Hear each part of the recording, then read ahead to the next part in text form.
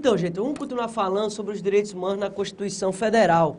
Falando agora do inciso 4º e 5º do artigo 5º da nossa Constituição, que aborda a liberdade de manifestação do pensamento. Está aí no seu material na tela que o artigo 5º, inciso 4º e 5º, ele fala: é livre a manifestação do pensamento, sendo vedado o anonimato. Se resultar em dano a outro, o exercício desse direito é assegurado o direito de resposta proporcional ao agravo, além da indenização por dano material, moral ou à imagem. Volta aqui para mim, Manuel. Gente, se liga numa coisa. Você tem liberdade de manifestar o seu pensamento, mas isso não é de forma absoluta. Não cabe, esse direito não vai ser legítimo se for exercido de forma anônima, né? E aí a gente vê isso muito sendo exercido no Facebook, Instagram e tal. O pessoal cria fakes e fica denegrindo a imagem do outro por meio de fakes, de perfis falsos, né? Mas se você causar esse dano ao outro, vai ser garantido a esse outro um direito não só de resposta, mas também o direito à indenização por danos morais e materiais e à imagem, ok? Esse direito de resposta, ele tem que ser proporcional. Como assim? Imagina que um jornal, ele, na parte editorial, o escritor lá, o jornalista, ele denigre a sua imagem, né? Então, ele coloca lá na capa do jornal um editorial acabando com sua imagem, falando inverdades. Você terá o direito de resposta, e esse direito de resposta tem que ser proporcional, ou seja, o jornal, nesse seu direito de resposta, não pode colocar uma notinha pequena no final do jornal, na parte de anúncios, não. Se foi na capa, tem que ser na capa. Se foi na TV, no Jornal Nacional, tem que ser na TV, no Jornal Nacional. Então, tem que ser proporcional ao agravo, ok? Esse direito de resposta. Outro direito fundamental previsto na Constituição é o direito à liberdade de consciência, crença e culto, que está lá no inciso 6º a 8º. O que é que a gente precisa destacar?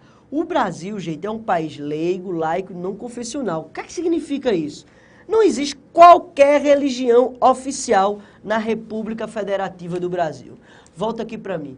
Isso é uma coisa muito interessante e que gerou já muito conflito nos tribunais brasileiros, que é o seguinte: muita gente reclama daquela cruz, daquele crucifixo que está previsto lá no Congresso Nacional, está também no Supremo Tribunal Federal. Muita gente questiona porque diz que o Estado ele não pode valorizar imagens de determinadas religiões.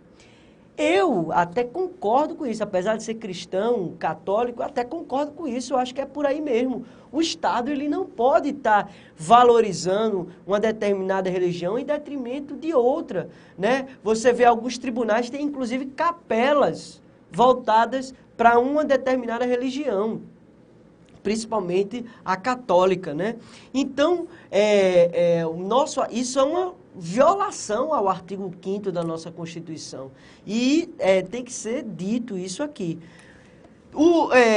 Também é previsto nesses incisos, está aí no seu material, é inviolável a liberdade de crença, de consciência e de crença, sendo assegurado a liberdade do exercício de culto religioso e a garantia, na forma da lei, a proteção aos locais de culto e a sua liturgia. Então, não pode o pessoal estar destruindo as igrejas, os terreiros,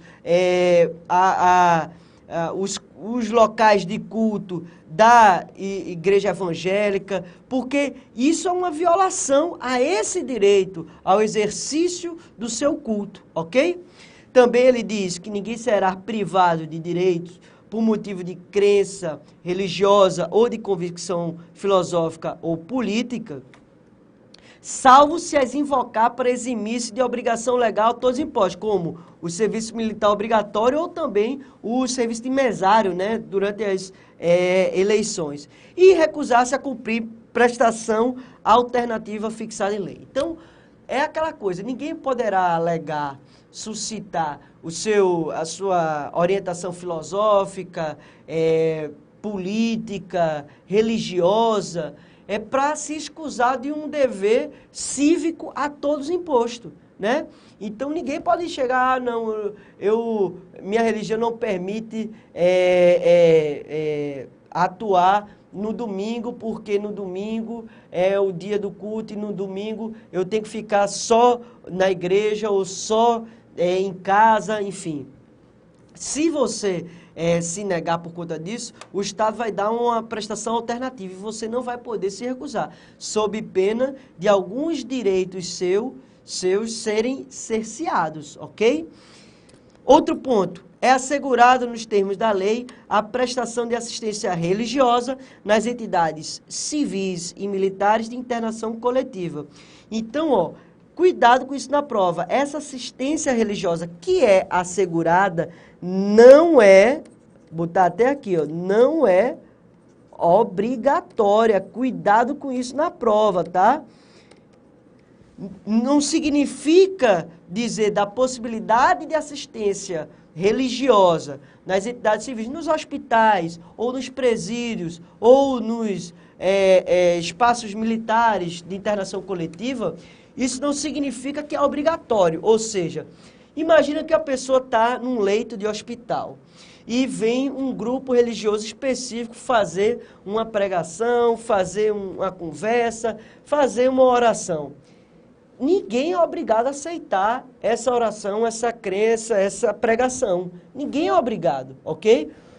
Se a pessoa não quiser receber essa oração, essa prece, essa manifestação religiosa, ela tem todo o direito a se recusar, ok? Mesma coisa dentro de um presídio. Ninguém é obrigado a participar de momentos de culto, de religião e tal, nenhuma, ok? Beleza? Então, ser assegurado é aquela coisa, o Estado ele pode promover de forma ampla esses diversos cultos e pregações, mas ninguém é obrigado a receber, tá bom? Outro direito fundamental previsto na Constituição, no artigo 5º, está lá no inciso 9º, que é a liberdade de atividade intelectual, artística, científica ou de comunicação. E o que é que diz esse inciso? Ele diz que é livre a expressão da atividade intelectual, artística, científica e de comunicação, independente de censura ou licença. O artigo 220 da Constituição Federal, ele completa, ele diz que a manifestação do pensamento, a criação, a expressão e a informação sob qualquer forma, processo ou veículo não sofrerão qualquer restrição.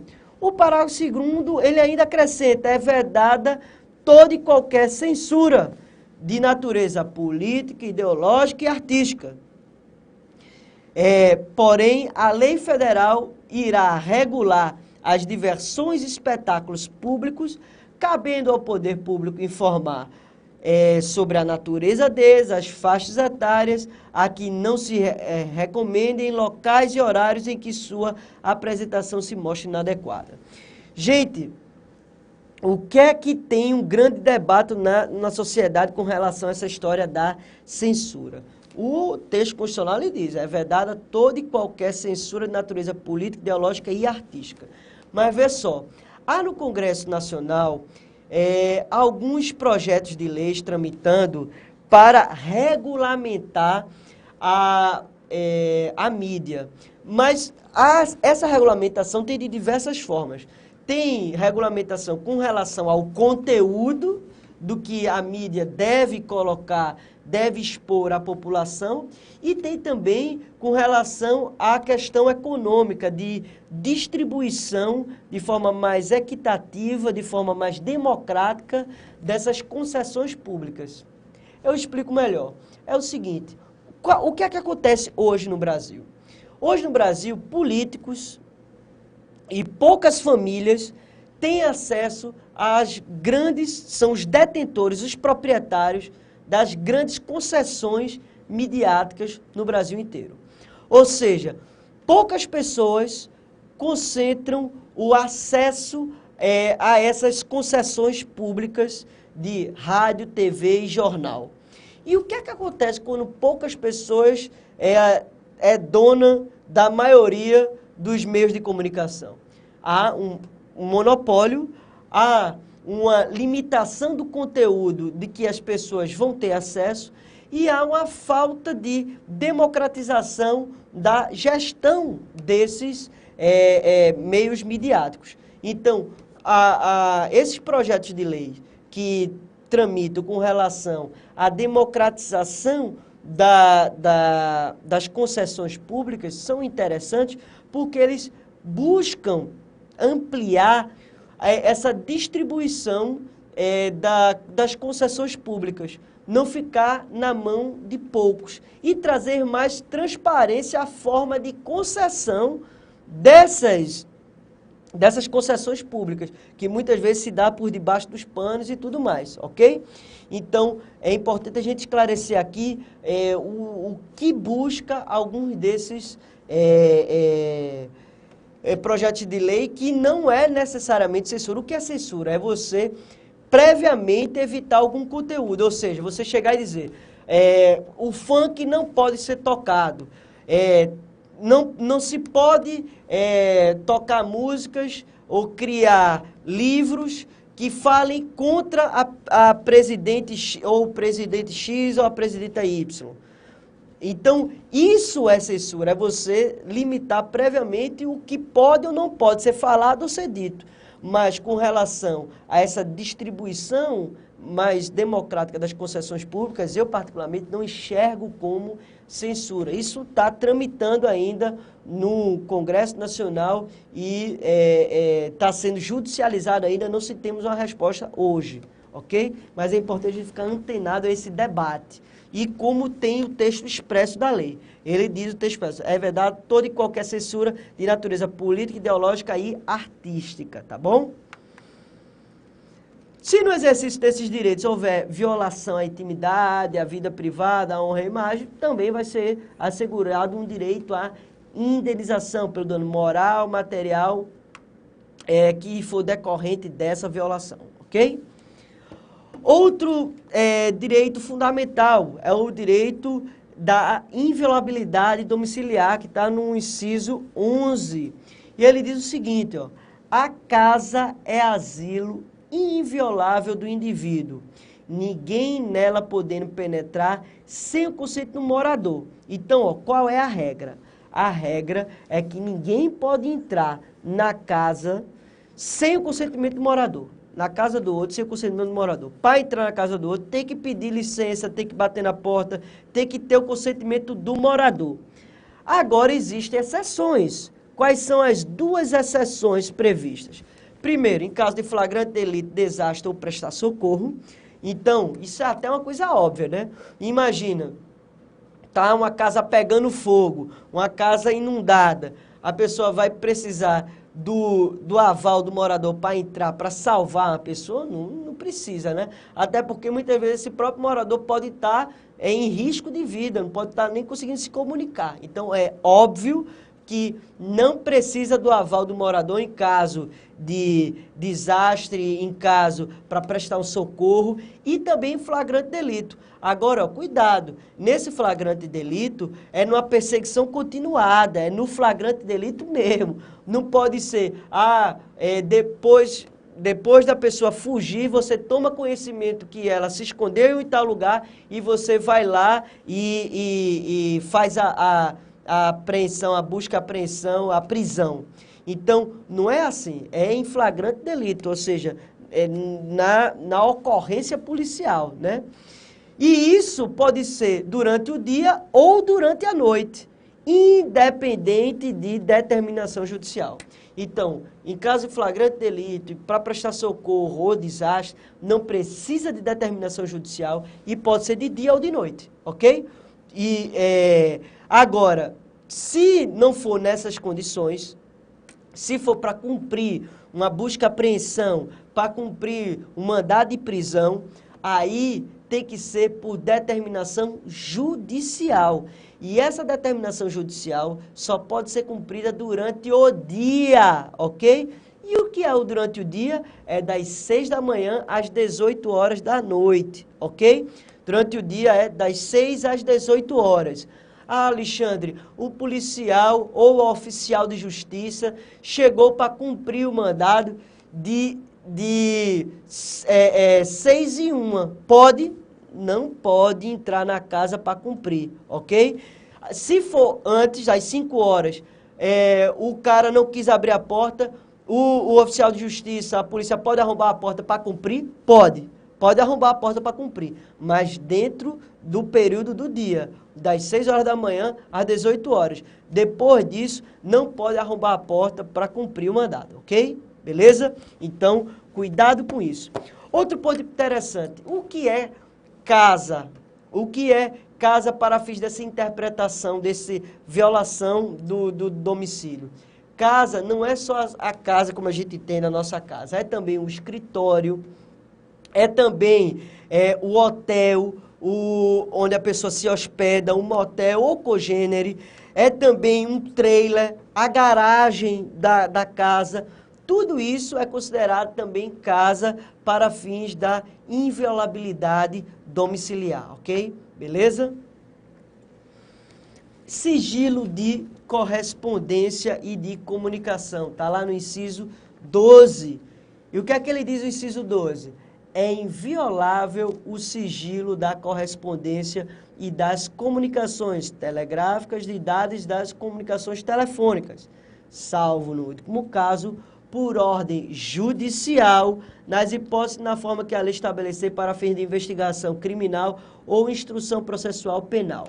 Gente, a regra é o sigilo dessas correspondências e comunicações. Excepcionalmente, esse sigilo pode ser quebrado, mas só pode ser quebrado por decisão judicial. Ministério Público e Polícia não podem quebrar o sigilo sem ordem judicial, sob pena de essa prova que é obtida por meio da quebra do sigilo sem determinação judicial ser considerada ilícita.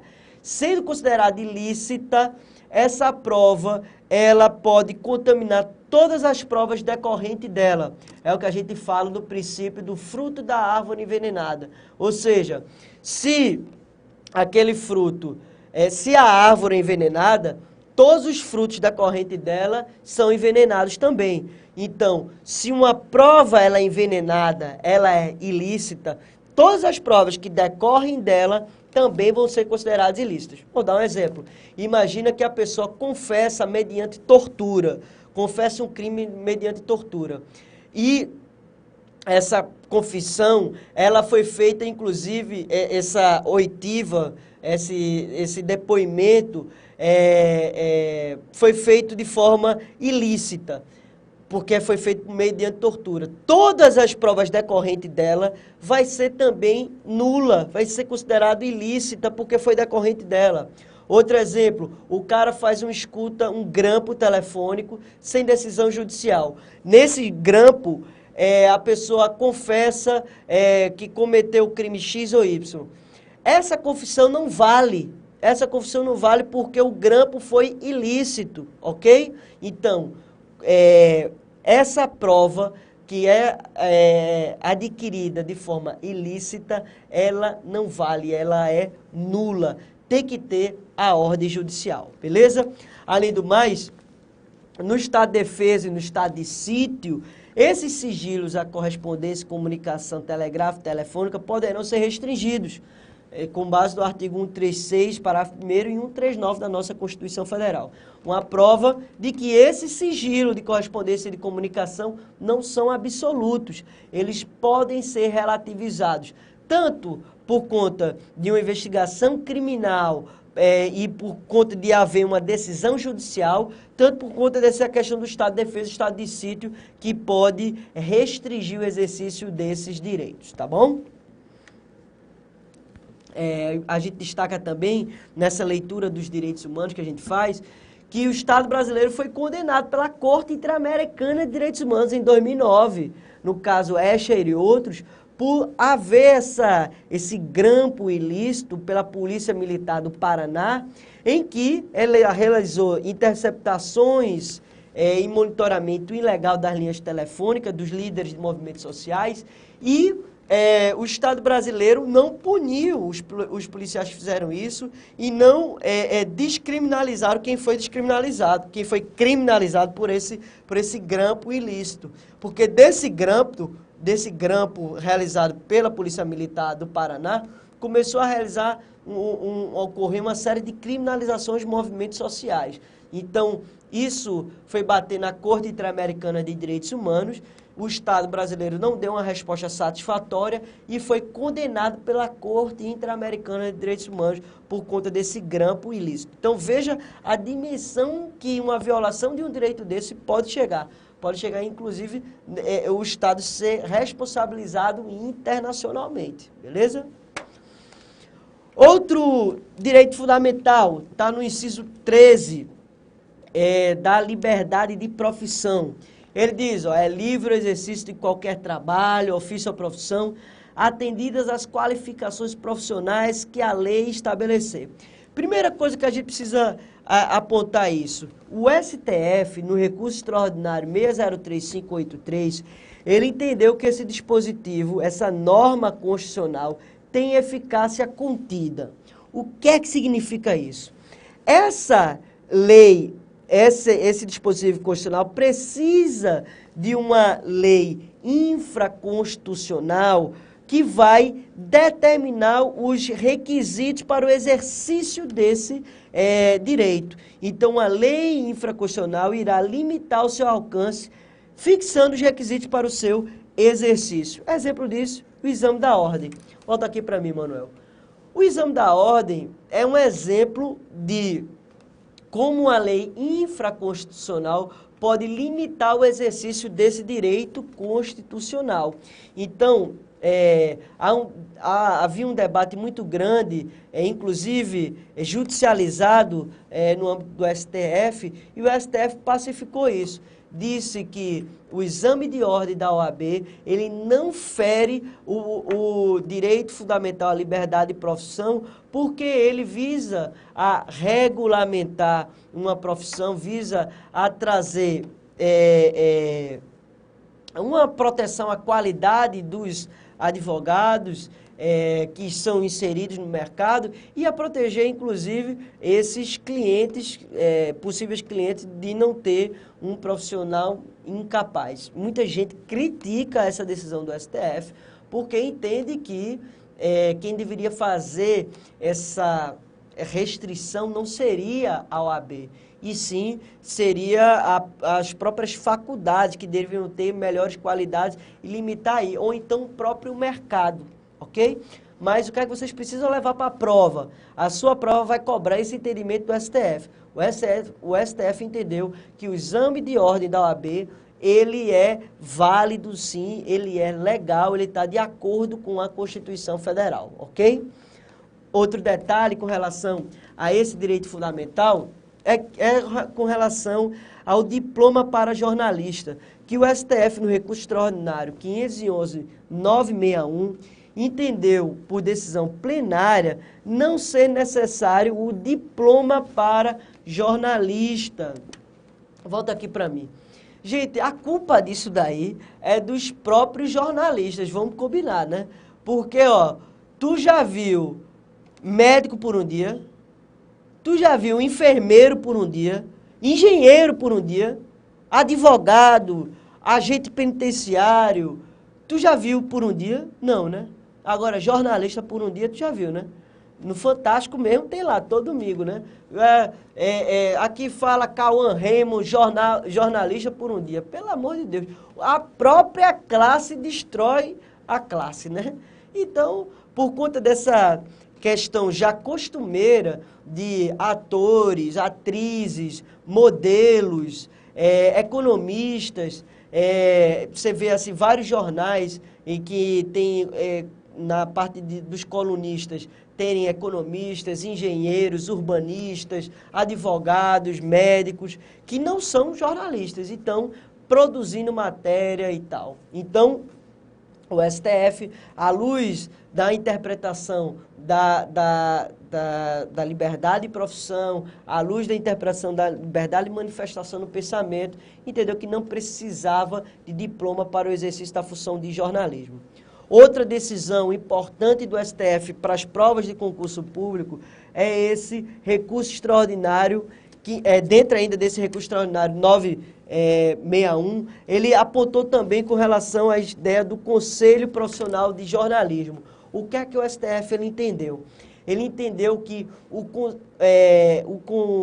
a profissão de jornalista não cabe ter um conselho fiscalizatório, como existe na advocacia, que é a OAB, como existe na arquitetura, que é o CAU, como existe na área da medicina, que é o CREMEP, Conselho Regional de Medicina, enfim, CREMEP é o de Pernambuco.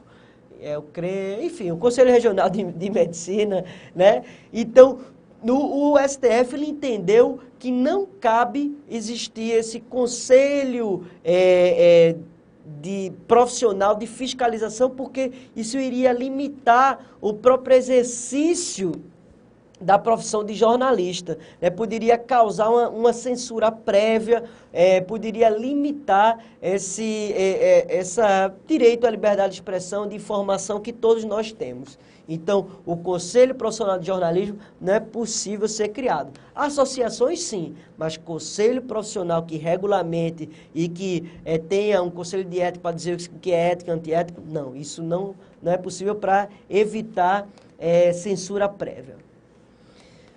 Liberdade de informação está lá no inciso 14, está lá no inciso 14 e no inciso 33. Ele diz aí, ó, é assegurado a todos o acesso à informação e resguardado o sigilo da fonte, quando necessário ao exercício profissional. Gente, o jornalista sem fonte é um jornalista sem uma ferramenta básica de trabalho. A fonte para o jornalista está para o, sei lá, o Vadimec para o advogado, sei lá, enfim, é essencial. A fonte de consulta, que traz a informação para o jornalista, é essencial para ele conseguir produzir a matéria. Então, esse sigilo da fonte, ele é resguardado na nossa Constituição e é assegurado a todos esse acesso à informação. Dentro dessa ideia de que é assegurado a todos o acesso à informação, foi criada a Lei de Acesso à Informação, recente, a Lei 12.527 de 2011. E essa lei, ela traz duas perspectivas de acesso à informação. Um acesso à informação ativo e passivo. O que é que significa isso? O Estado, ele deve fornecer informação sem que ninguém busque a informação, informações básicas e importantes para todo mundo, e ele também deve responder às informações questionadas dentro de um prazo razoável para as pessoas. Então, essa lei de acesso à informação, ela trouxe essa abertura das informações para todo mundo. Então, você quer saber quanto que um juiz ganha, você tem acesso, quanto as comissões, quanto é que os vencimentos. Isso tudo tem que estar aberto ao público para que haja um controle social do uso do dinheiro público, até porque quem paga, quem sustenta o Estado somos nós. Manuel, principalmente, que é rico, milionário, né? Eu, você, né? A gente é trabalhador, mas Manuel não. Manuel é bronca, viu, gente? Manuel é high society. Então, Manuel, que é rubro-negro, né? Rubro-negro é feliz. Então, ele não precisa disso. Mas nós precisamos saber essa informação, porque a gente sua bastante para pagar impostos caríssimos por esse Estado, então a gente precisa saber informações básicas, não é isso?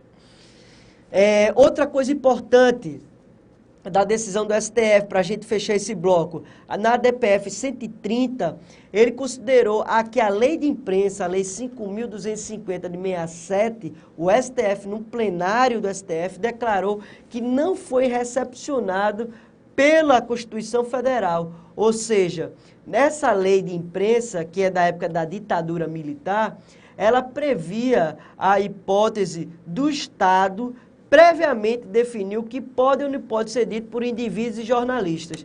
E o STF, nessa DPF 130, disse que isso não foi recepcionado por esses dispositivos constitucionais que a gente acabou de mencionar, ok? Então, a lei de imprensa não foi recepcionada pela Constituição Federal. Leva isso para a prova.